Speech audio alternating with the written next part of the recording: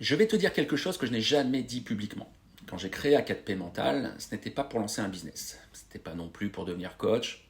Et c'était même pas parce que j'avais un plan précis.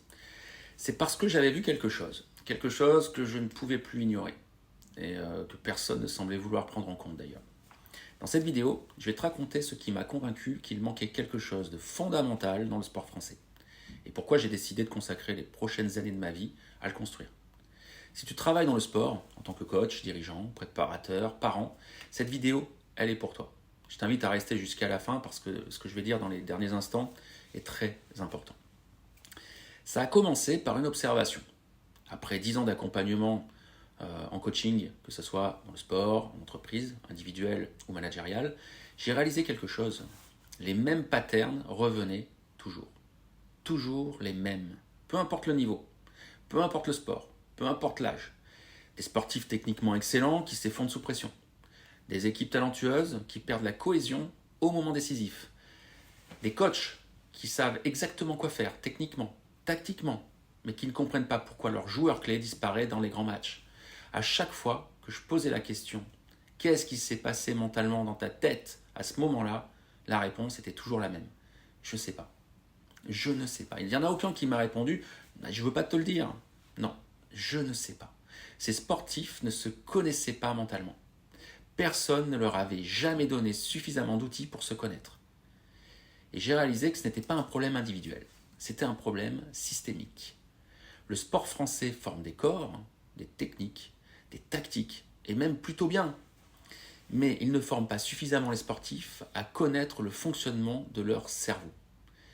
Alors j'ai cherché des outils de diagnostic mental adaptés aux clubs sportifs, des outils accessibles, pas réservés aux élites ou au niveau international, des outils qu'un club de rugby ou un club de basket pourrait utiliser simplement avec ses jeunes, ses U17 par exemple, jusqu'à ses équipes seniors, et je n'ai rien trouvé.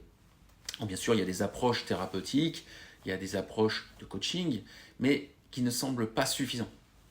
Il y avait des préparations mentales d'élite aussi, inaccessibles financièrement pour la plupart des clubs. Il y a des livres, des podcasts, des conférences, mais aucun outil concret, structuré, mesurable, factuel. Rien qui permette à un coach de regarder son joueur dans les yeux et de lui dire « Voilà comment tu fonctionnes.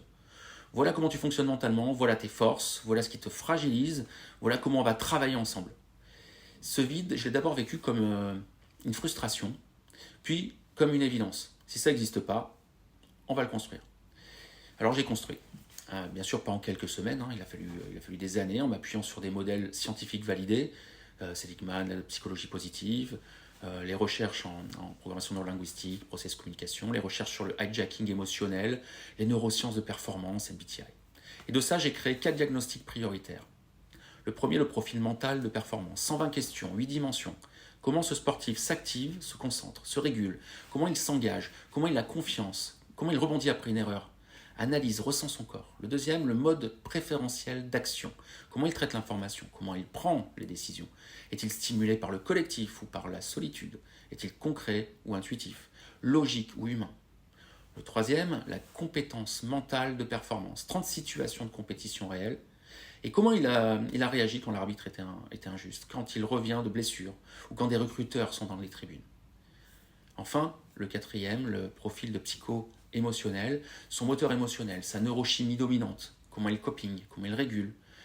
Et j'ai construit une plateforme autour de ces 4 modèles pour que ça soit accessible depuis un téléphone.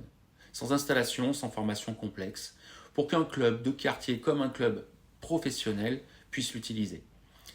Les profils que génèrent ces diagnostics résonnent. Tous les sportifs qui passent ce test se reconnaissent. Les coachs qui lisent les rapports changent leur regard sur les performances de leurs joueurs. Et c'est ce qui m'a convaincu de continuer.